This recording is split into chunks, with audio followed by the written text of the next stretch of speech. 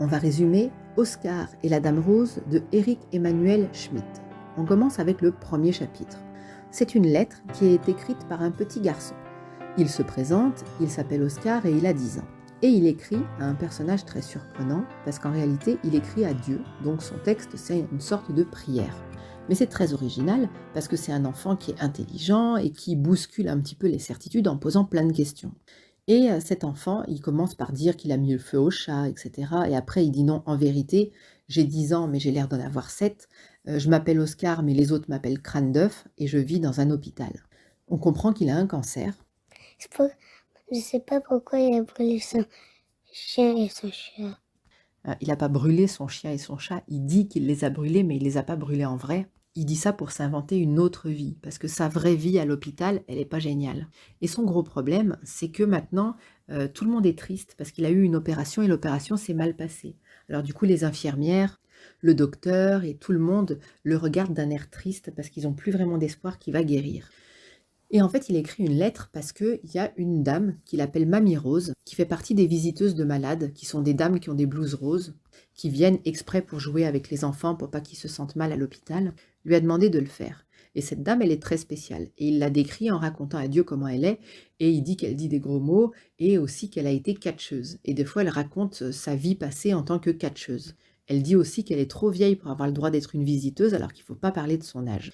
Et on voit que Oscar, il s'est vite attaché à cette dame, et il pense qu'il va mourir. Et mourir, c'est quelque chose qui fait toujours très peur aux adultes, sûrement aux enfants aussi, et aux humains en général. Et comme c'est quelque chose de triste et de dur, souvent on choisit de ne pas en parler. Et quand il en parle autour de lui, eh ben le personnel soignant, les gens qui travaillent dans l'hôpital, ils font semblant qu'ils n'entendent pas. Et la seule qui n'a pas fait semblant de ne pas entendre, c'est Mamie Rose. Et elle n'a pas répondu, mais dans le sens où ça voulait dire que oui, c'est vrai qu'il va mourir. Elle lui a dit, mais surtout ne dis pas aux autres adultes que je te l'ai dit que tu vas mourir, parce que sinon, ça risque de poser des problèmes. Et elle lui a dit, pour être moins triste, tu n'as qu'à écrire à Dieu. Et Oscar, lui, il dit, mais non, mais Dieu, c'est comme le Père Noël, il n'existe pas. Et elle lui dit, écoute, moi je suis une catcheuse, je crois pas dans le Père Noël, mais je crois en Dieu.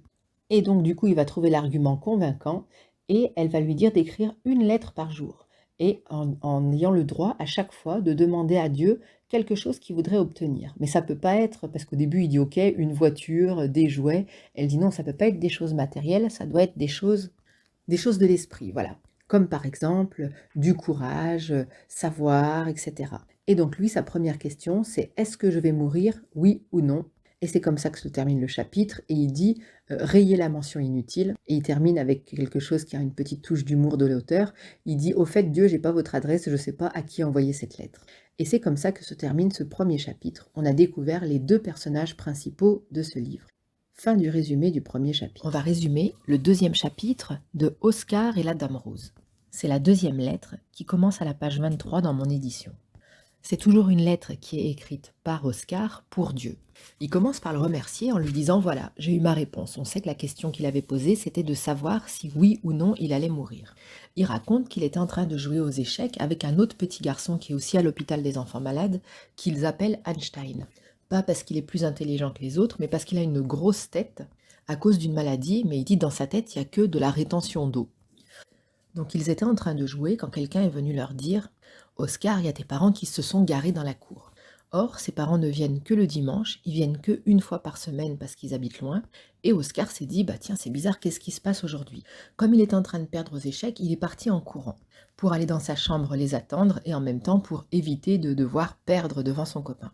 On voit dans toute la lettre qu'il a des problèmes de santé. Chaque fois qu'il court, il a besoin de reprendre son souffle. Plusieurs fois dans le chapitre, il y a des choses qui montrent quand même qu'il y a des problèmes liés à la maladie. Donc il arrive dans sa chambre et il attend. Sauf que ses parents n'arrivent pas. Et là, il commence à comprendre que ses parents ne sont pas venus pour lui. Alors il va aller devant le bureau du docteur Düsseldorf, qui est à un autre étage, pour écouter la conversation entre le docteur et ses parents. Et là, il va comprendre qu'il y a quelque chose de grave avec sa mère qui est tout le temps en train de pleurer. Et effectivement, le docteur va annoncer à ses parents que c'est les derniers moments pour Oscar qui va bientôt décéder. Donc au passage, il remercie Dieu parce que c'était sa question qu'il avait posée dans la lettre d'avant, est-ce que oui ou non je vais mourir? Il va se passer deux choses à ce moment-là. D'abord, il va être très déçu et il va en vouloir beaucoup à ses parents parce que ses parents ne vont pas monter pour parler avec lui, pour lui dire qu'il va bientôt mourir. Et il dit, mes parents sont comme tous les adultes, ils sont très lâches, ils ont peur de me dire la vérité. Chaque fois que je dis le mot mourir, plus personne n'entend. Et en plus, comme il a fait beaucoup de chemin entre les étages, etc., il est très fatigué et du coup, il va rentrer dans un placard à balai pour se cacher, pour pas qu'on le voie. La poignée, elle est à l'extérieur, mais pas à l'intérieur, parce qu'il dit que c'est rare que les balais aient envie de sortir de leur placard, donc on leur a pas mis de poignée. Et comme il est coincé, il va s'endormir. Et au bout d'un moment, ils vont se rendre compte que Oscar a disparu. Et comme c'est un petit garçon très malin, quand on va le sortir et que tout le monde est épouvanté de voir qu'il va si mal, qu'il s'est enfermé dans le placard, etc., que les adultes culpabilisent, il va en profiter, il va jouer sur leur culpabilité pour demander quelque chose. Il demande à ce que Mamie Rose puisse venir le voir tous les jours. C'est interdit, normalement les blues roses ne doivent pas venir tous les jours, peut-être pour pas avoir des liens trop forts avec les enfants, mais elle va arriver et le docteur Düsseldorf va l'autoriser à venir tous les jours pendant 12 jours. Et là, Oscar, quand elle va lui annoncer ça, il dit « Bah alors, c'est si grave que ça, ma maladie, ça veut dire qu'il espère pas que je vive plus que 12 jours. » Et il se rend compte à quel point la mort approche pour lui. Et Oscar, il dit beaucoup de choses très négatives sur ses parents, il les insulte, etc.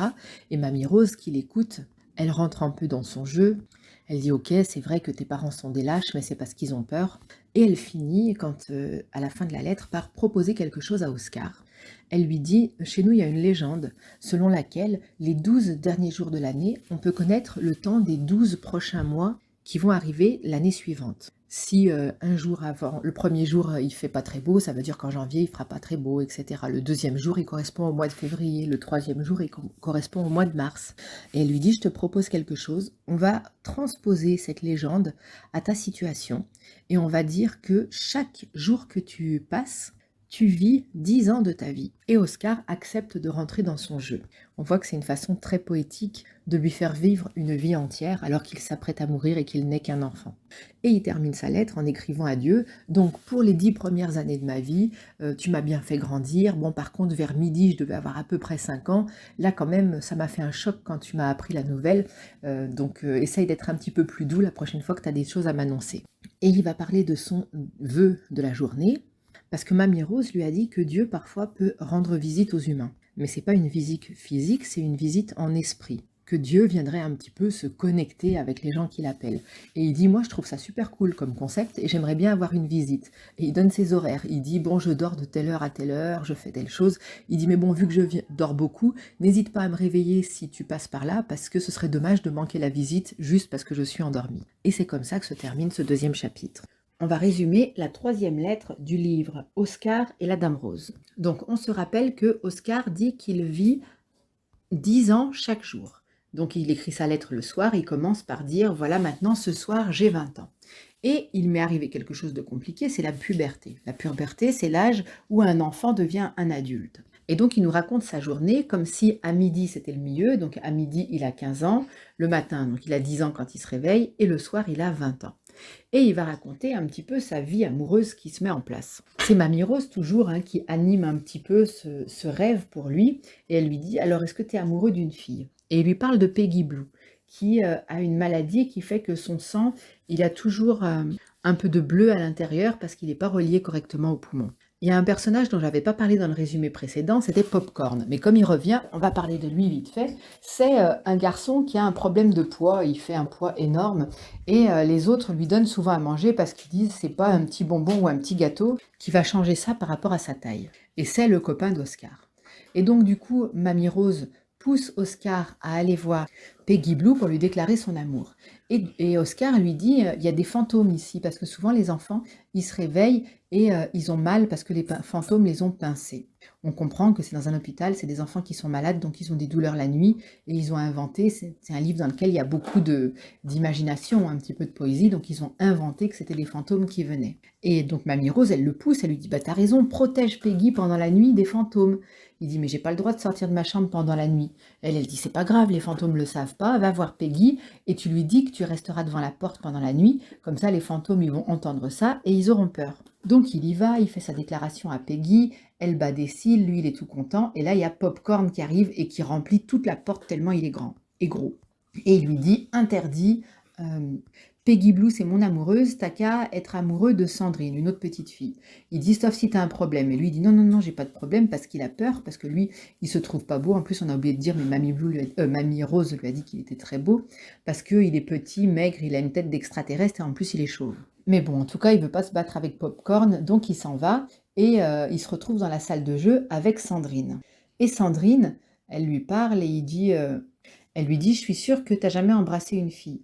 Et lui, il fait semblant qu'il est grand et qu'il est fort. Il dit: «Bah si, maintenant j'ai», et il regarde sa montre, midi est passé, il dit: «Bah voilà, j'ai 15 ans». Il dit: «Donc évidemment que j'ai déjà embrassé une fille».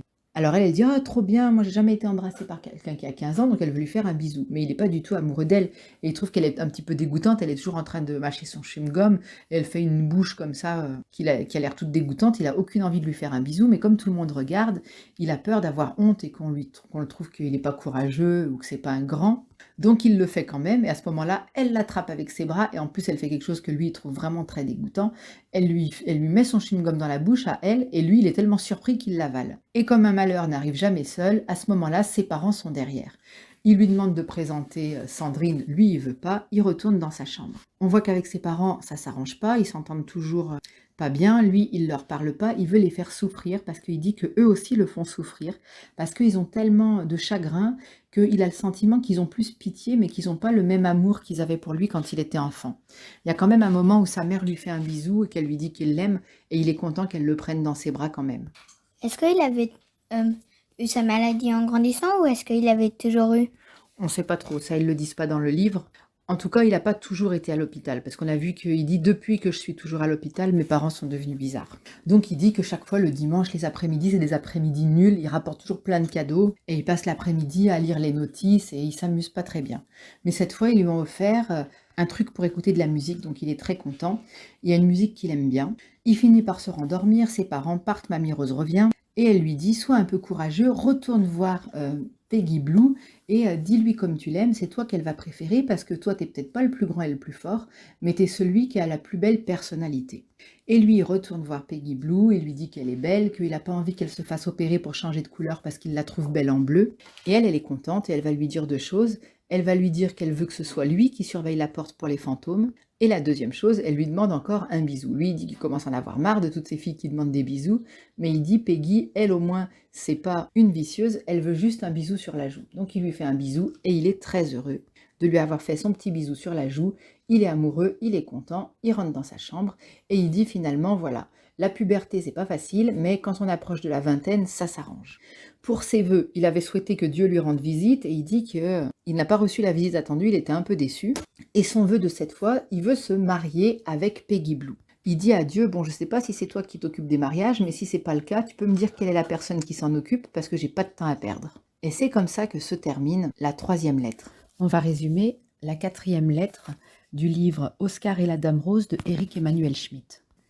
Oscar va encore une fois raconter sa journée à Dieu et il dit que maintenant il a 30 ans parce que c'est la 3e journée, donc il a vécu de ses 20 à ses 30 ans et qu'il s'est marié.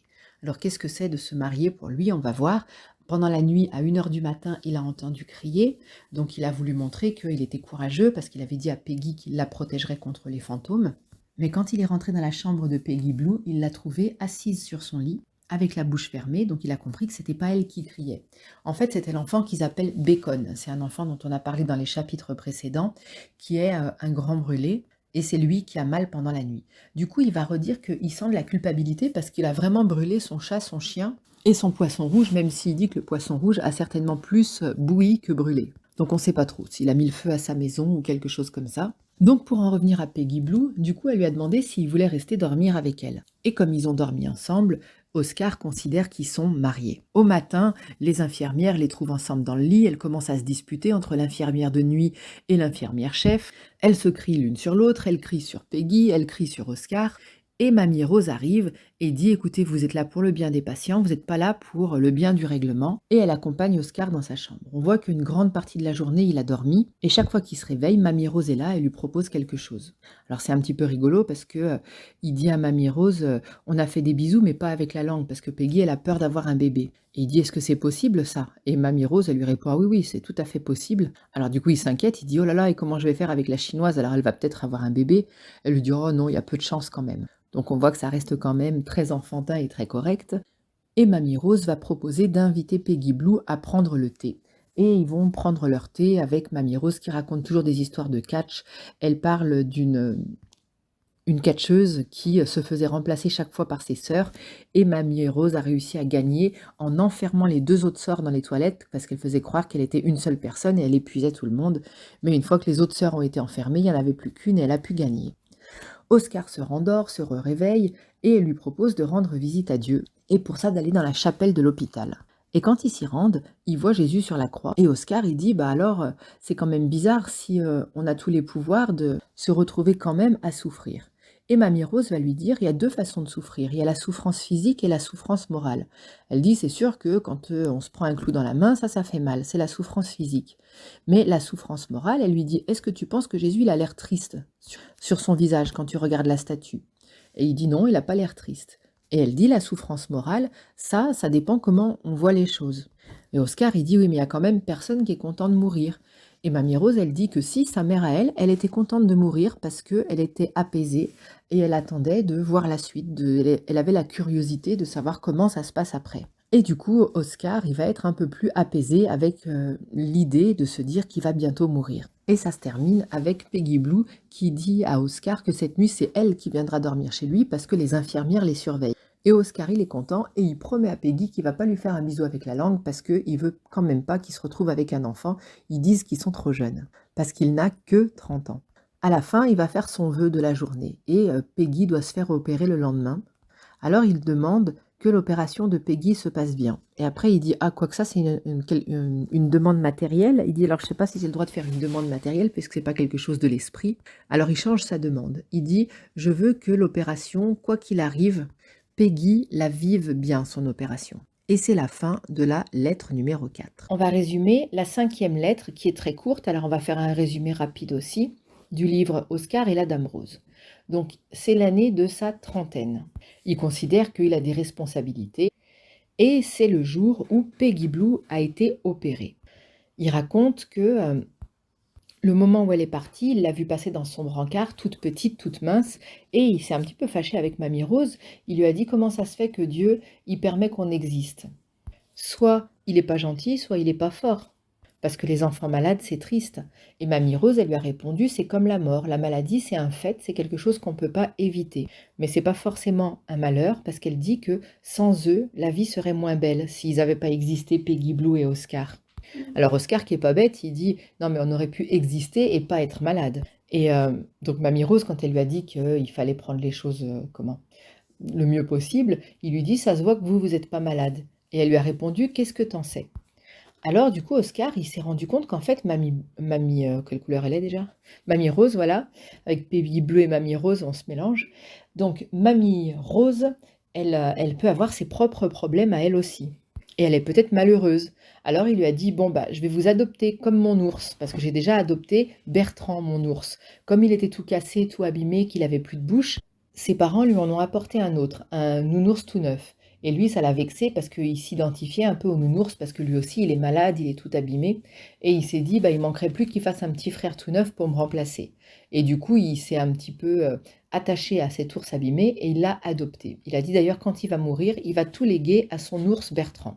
Et Mamie Rose, du coup, elle a accepté qu'il l'adopte. Mais il s'appelle pas Bertrand, il s'appelle Bernard. Oui, exact. Le nom de l'ours, c'est Bernard. Donc on va finir ce résumé qui devait être rapide. Il a adopté Mamie Rose. Les parents sont venus voir Peggy Blue après son réveil. L'opération s'est bien passée. Ils l'ont accepté dans la chambre et ils l'ont même mis entre eux, les parents de Peggy Blue. Ils sont très gentils avec Oscar. Donc du coup, il termine sa journée en disant, bon ben voilà, c'était une décennie famille, hein, parce que chaque journée compte pour 10 ans pour lui. Donc sa trentaine, de ses 30 à ses 40 ans, cette journée qui vient de s'écouler, il dit que c'était surtout consacré à la famille et que finalement ça s'est plutôt bien passé. Il termine en disant qu'il ne fait pas de vœux aujourd'hui pour que Dieu puisse se reposer. Fin du résumé de la 5e lettre et on va tout de suite en lire une autre parce qu'elle était un petit peu courte. On va résumer rapidement la 6e lettre. On est le 24 décembre et Oscar, il a des problèmes avec son amoureuse. Popcorn, comme il est jaloux, il est allé voir Peggy Blue et il lui a dit qu'il avait fait un bisou à la chinoise. Et lui, il parle comme s'il avait entre 40 et 50 ans, parce que pour lui, c'est le 5e jour. Et il dit « Ah, mais c'était une erreur de jeunesse, tu peux pas me reprocher ça toute ma vie. » Mais pour se venger, Peggy Blue, qui va mieux après son opération, elle est devenue copine avec la chinoise et elles parlent toutes les deux et elles rigolent. Et du coup, il y a une fille qui est rentrée dans sa chambre qui s'appelle Brigitte. Elle est trisomique. La trisomie, c'est une maladie qui est génétique et souvent, c'est vrai que les personnes qui ont cette maladie sont très très affectueux. Ils aiment beaucoup les câlins, ils sont ils cherchent beaucoup la proximité des autres. Et du coup, pour se venger, il a laissé Brigitte lui faire plein de câlins. Elle était toute contente parce qu'elle aime bien ça.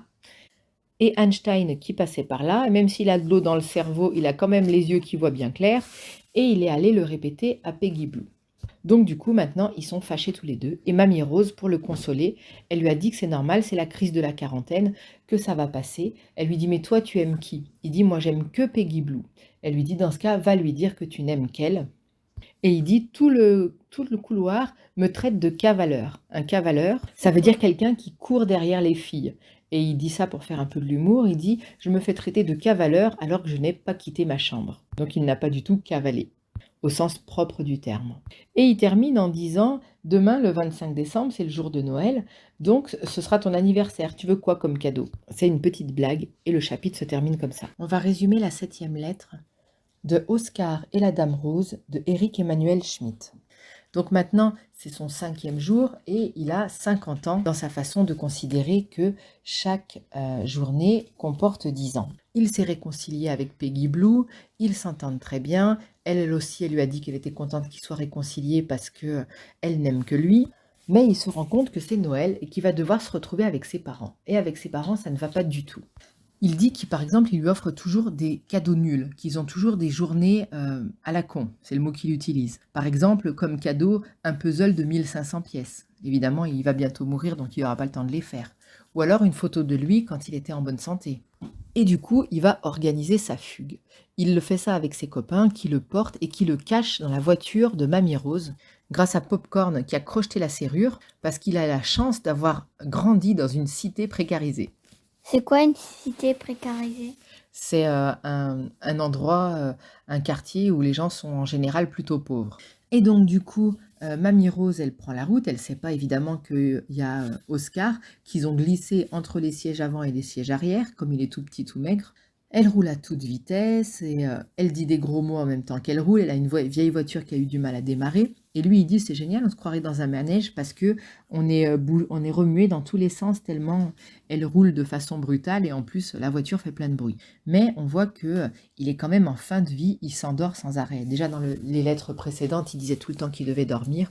Et en fait, il s'endort dans la voiture. Mamie Rose ne sait pas, bien évidemment, qu'il est qu'il est sur le sol dans sa voiture, donc elle rentre chez elle. Et quand lui, il se réveille, il fait noir, il arrive quand même à sortir de la voiture. Il y a de la neige, mais il dit que c'est beaucoup moins beau que la chanson Flocon de neige, le morceau de musique de l'opéra Casse-Noisette. Il arrive à quand même se diriger jusque vers la porte. Il sonne et il s'écroule sur le palier. Mamie Rose, elle ouvre la porte, elle le trouve comme ça. Et du coup, elle est un peu surprise, mais quand même, elle le prend dans ses bras. Donc il se dit qu'il a quand même fait une grosse bêtise, mais quand il voit qu'elle est quand même gentille avec lui, il relativise. Et finalement, Mamie Rose va l'inciter à se réconcilier avec ses parents, en lui disant « Certes, tu vas mourir, mais on meurt tous un jour. Est-ce que tu voudrais que tes parents y meurent en ayant sur la conscience de n'avoir pas pu dire au revoir à leur petit garçon qu'ils aiment ?» Et lui, il dit « Oui, mais moi, j'aime pas parce que mes parents, ils me regardent comme si j'étais un monstre, comme si je les dégoûtais. » Elle dit « Non, c'est pas parce que tu les dégoûtes, c'est parce qu'ils ont peur. » Finalement, ils appellent les parents qui viennent et ils passent la soirée de Noël tous ensemble chez Mamie Rose. Ils discutent, ils rigolent et Oscar les accueille en fait au tout début en leur disant Je suis plus fâché avec vous parce que je sais que vous aussi, vous allez mourir. » Et du coup, ça fait rire ses parents et ça détend l'atmosphère. Et ils passent tous ensemble une bonne soirée de Noël. Ils regardent 2 choses à la télé, du catch et la messe de minuit. Le catch, il trouve ça vraiment génial à regarder à la télé. Et pour la messe, il dit « Désolé Dieu, j'ai pas pu regarder, je me suis endormi avant. » Et il voulait offrir un cadeau d'anniversaire à Dieu. Et finalement, Mamie Rose, elle lui dit que c'est un beau cadeau pour Dieu qu'il se soit réconcilié avec ses parents. Je vais en profiter rapidement pour apporter une petite info pour bien comprendre cette histoire, qui est en même temps de la culture générale, c'est important à savoir, et qui est liée à l'histoire du christianisme. Les chrétiens, ils considèrent que Dieu, il est rentré dans le corps de Jésus, qu'il était Jésus un petit peu. Bon, ça, c'est un petit peu complexe, Mais du coup, c'est pour ça que dans le livre, ça mélange un petit peu les deux. Parfois, Dieu, c'est Jésus, quand par exemple quand il était dans l'église et qu'il regardait la statue. Et maintenant, l'anniversaire, en fait, c'est une petite blague, parce que Noël, ça commémore la naissance de Jésus. Donc, si sa naissance était le 25 décembre, ça veut dire que chaque 25 décembre, ce serait son anniversaire. Et donc, c'est un trait d'humour de dire que l'enfant considère que c'est son anniversaire et qu'il doit avoir un cadeau d'anniversaire. Et on a terminé de résumer la septième. On va résumer les dernières lettres du livre Oscar et la Dame Rose. J'ai tout lu d'un coup parce que ce sont de petites lettres. Ça commence à la page 87 dans mon édition. Et au début de la lettre, il a passé les 60 ans. Il dit qu'il n'est pas en bonne santé physique parce qu'il a trop fait la fête pendant les 10 années passées. C'est quand il a fêté Noël chez Mamie Rose. Et du coup, il a un peu mal à la tête, mais il passe quand même une bonne journée avec Peggy Blue qui vient. Ensemble, ils écoutent de la musique. Il a aussi récupéré une petite statuette d'une Vierge Marie qui est une statue bleue. Et du coup, il a trouvé que c'était Peggy Blue et elle lui a donné. Il l'a mis dans sa chambre, même si Peggy Blue trouve qu'elle ne ressemble pas à la statuette. La lettre suivante, donc il considère qu'il a 70 ans. Il a passé encore la journée avec Peggy Blue, qui est venue pour lire dans sa chambre le dictionnaire des maladies, un dictionnaire médical. Oscar, lui, il a dit qu'il a cherché 4 mots, mais qu'il ne les a pas trouvés. C'est vie, mort, foi et Dieu. Et Mamie Rose lui dit des mots comme ça, il faudrait plutôt les chercher dans un dictionnaire de philosophie, mais il n'y a pas vraiment de réponse. Alors il dit, donc ça veut dire que c'est des problèmes qui n'ont pas de solution. Elle dit c'est plutôt des problèmes qui ont plusieurs solutions. Parce que les questions auxquelles on peut répondre avec une réponse, ce ne sont pas des questions très intéressantes. Et il se passe aussi quelque chose qui est rigolo. Donc maintenant, il s'entend bien avec ses parents. Il a souhaité que ses parents restent toujours de bonne humeur et c'est moins stressant entre eux. Donc ils sont beaucoup là, beaucoup présents aussi. Et il y a le docteur Düsseldorf qui passe. Et il dit des yeux de chien battu, surtout qu'en plus il a des gros sourcils qui assombrissent encore plus son regard. Et il pose une question qui fait rire tout le monde dans la chambre. Il lui demande « Est-ce que vous coiffez vos sourcils ?» Et en fait, il va enchaîner, il va lui dire « Vous ne devez pas tout le temps culpabiliser, vous êtes que un médecin, c'est pas vous qui êtes Dieu, donc si on est malade, vous pouvez que essayer de réparer, c'est pas vous qui êtes responsable du fait que la maladie, ça existe. » Et il lui dit « Arrêtez de toujours vous croire responsable, sinon vous n'allez pas pouvoir faire ce métier longtemps. » Et encore une fois, tout le monde va se détendre autour de lui et le docteur Düsseldorf se sentira un peu moins mal. Après, il y a une lettre très courte. Il considère maintenant qu'il a 90 ans et il dit juste qu'il est très fatigué, que Peggy est partie, qu'elle a quitté l'hôpital et qu'il sait qu'il ne la reverra plus jamais. Il dit adieu, je ne t'aime plus. La lettre suivante, elle est plus longue et en fait, il dit qu'il a la visite de Dieu. Il se réveille un matin très tôt et donc il attendait cette visite depuis longtemps. Et il voit le jour se lever et il raconte de façon un petit peu poétique comment Dieu fabrique le jour en mettant des couleurs, de la lumière, etc. Et il dit, j'ai compris que c'était une visite, que tu venais pour me dire que le secret de la vie, c'est de savoir regarder les choses comme si c'était la première fois. Et il fait un vœu, il dit comme vœu, je voudrais que tu puisses donner ce conseil, de faire le coup de la première fois à mes parents et aussi à Peggy.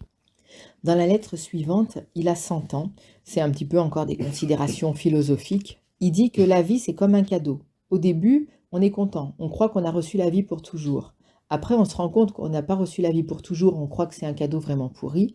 Et à la fin, on comprend qu'en fait, on nous a prêté la vie et que le secret, c'est de savoir la mériter. Et il dit surtout moi qui ai 100 ans, au bout d'un certain âge, il faut faire preuve de poésie et être un petit peu comme un artiste pour pouvoir apprécier à quel point la vie, c'est quand même quelque chose de beau. Et il dit, j'aimerais que mes parents puissent connaître ça et finir le travail parce que moi, je suis trop fatiguée. Les lettres sont de plus en plus courtes. Il y a une lettre qui fait une ligne, il dit « 110 ans, ça fait beaucoup, je commence à mourir ». Ensuite, il y a une lettre qui n'est pas écrite par Oscar. C'est une lettre qui est un petit peu comme une prière, encore une fois, qui a été écrite par Mamie Rose. Et en fait, dans cette lettre, Mamie Rose, elle va remercier Dieu de lui avoir donné la chance de connaître Oscar. Elle dit « Je ne peux pas me permettre de pleurer parce que je ne vais pas pleurer devant les parents alors que eux, ils vivent la peine qu'on ne peut pas même pas imaginer, c'est la peine de perdre son enfant. » Elle dit « Mais moi aussi, je suis très triste. » Pourtant, c'était un beau cadeau de connaître Oscar parce que il m'a fait vivre des moments où j'ai ri, j'ai eu des moments de bonheur, il m'a beaucoup aimé, il m'a donné tellement d'amour que je sens que tout son amour, elle est encore brûlante dans mon cœur et je porterai toujours Oscar dans mon cœur. Et elle dit aussi à Dieu que d'avoir pu partager la vie de Oscar, ça a aidé Mamie Rose à plus croire en Dieu. Et donc le livre, il se finit comme ça, ce moment qui est triste, c'est la mort d'un enfant, donc on espère toujours quand on a un enfant, et puis quand on voit des enfants, même si c'est pas les nôtres, qui puissent vivre une belle vie d'adulte, il a quand même vécu, même si c'est de façon un peu imaginaire, c'est pas rationnel évidemment, il a quand même vécu des belles choses, ce petit Oscar, grâce à l'imagination, grâce aux gens qui l'entouraient, et il a un petit peu le sentiment d'avoir lui aussi vécu une vie, même s'il est mort en étant encore tout petit. Et c'est la fin du résumé de ce livre. N'hésitez pas à me dire en commentaire si vous l'avez aimé, ce que vous en avez pensé. C'est toujours très intéressant pour moi de pouvoir avoir les avis d'autres personnes et de pouvoir en discuter. Ça fait toujours plaisir. Fin du résumé.